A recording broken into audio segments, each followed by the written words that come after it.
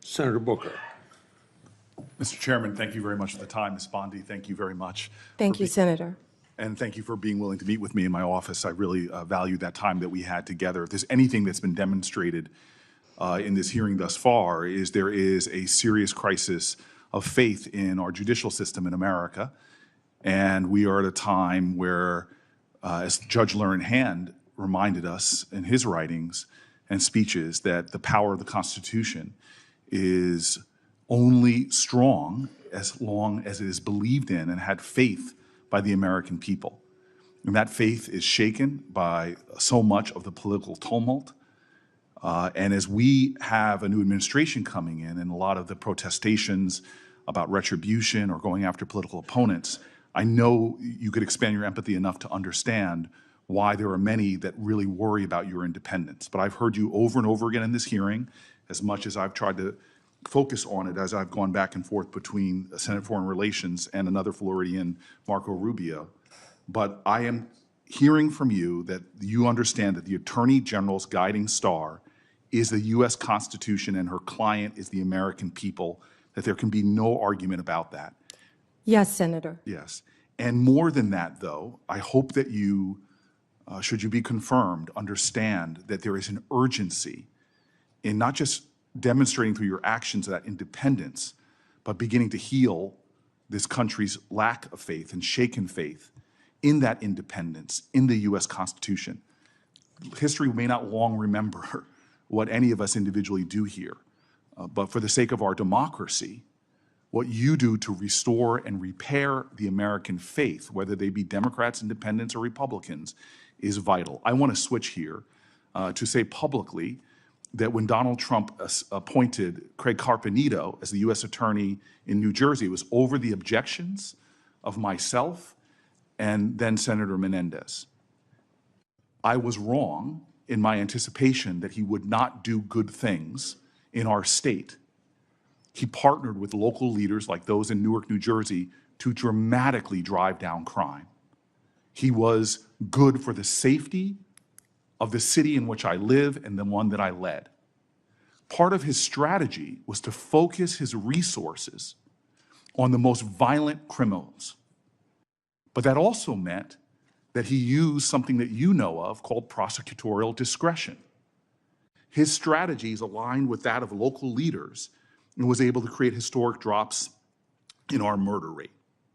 You know, through your experience, and you're intimately familiar, that enforcement decisions prosecutors must make every day, which charge to bring, which plea deal to offer, or what sentencing recommendation it makes, it's very important that local prosecutors understand that. Given this enormous discretion our legal system gives them, that they are best determined to make decisions about public safety.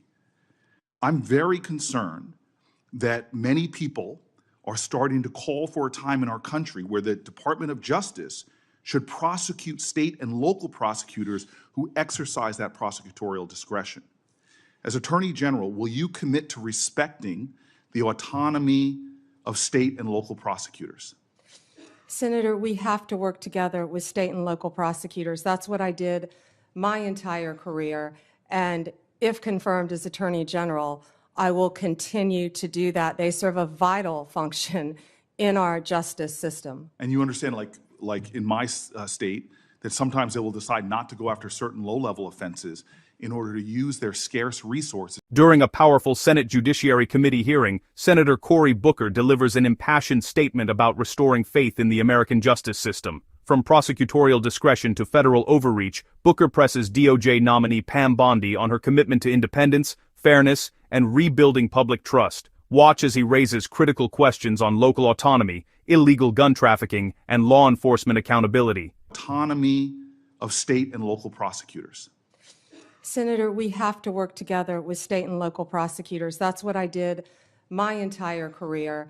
And if confirmed as Attorney General, I will continue to do that. They serve a vital function in our justice system. And you understand, like in my state, that sometimes they will decide not to go after certain low-level offenses in order to use their scarce resources to focus on the strategy of pursuing more dangerous people. Yes, Senator, I completely understand And that. those decisions shouldn't be politicized if they're part of a larger public safety strategy? No, Senator. When I was a state prosecutor, we used to sit down with the U.S. attorneys and talk about cases and work together. And that's what I'm discussing about bringing back the cooperation between state and local Thank you, Ms. Bond. governments. I just want to continue. One of the most stunning hypocrisies I've found since I've been down here in Washington is every politician gives lip service to driving down gun violence.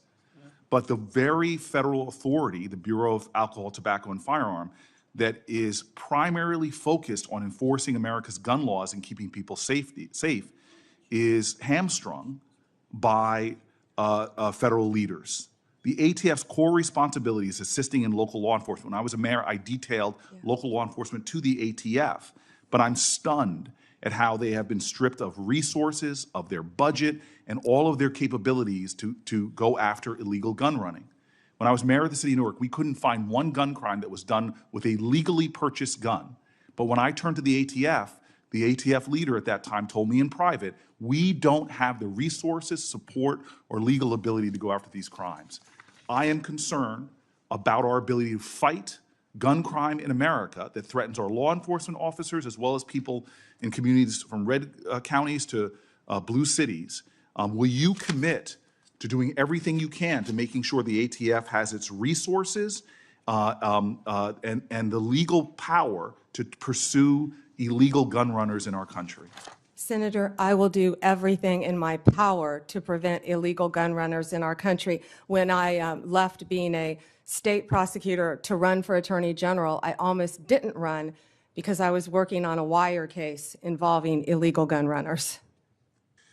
The DOJ issued in 2022 a use of force policy for its federal law enforcement officers. It was approved by the heads of the DEA, FBI, U.S. Marshals, and ATF, and many of them said it is actually a use of force policy that actually protects law enforcement officers as well as protects others from having their rights violated. It was also endorsed by the Fraternal Order of Police and NAPO, the National Association of Police Organizations. This policy is considered best practices in law enforcement. Will you commit to continuing this policy?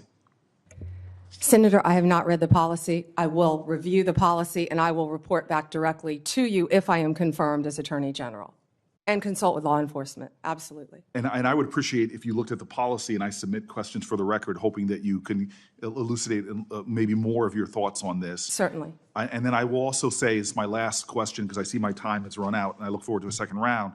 The DOJ issued a policy regarding chokeholds, which limited the use of no-knock warrants and chokeholds. It's worth noting that Florida has outlawed no-knock entries altogether since 1994. Would you commit to continuing the 2021 DOJ policy on these issues? I'm familiar with the policy. I have not read it. I'm committed to reading it and studying it and reporting back to you on that policy once again. Thank you. Mr. Chairman, thank you. Senator Hawley. Thank you very much, Mr. Chairman. Ms. Bondi, welcome. Congratulations. If you enjoyed this breakdown, don't forget to like, comment, and hit the subscriber button for more political showdown.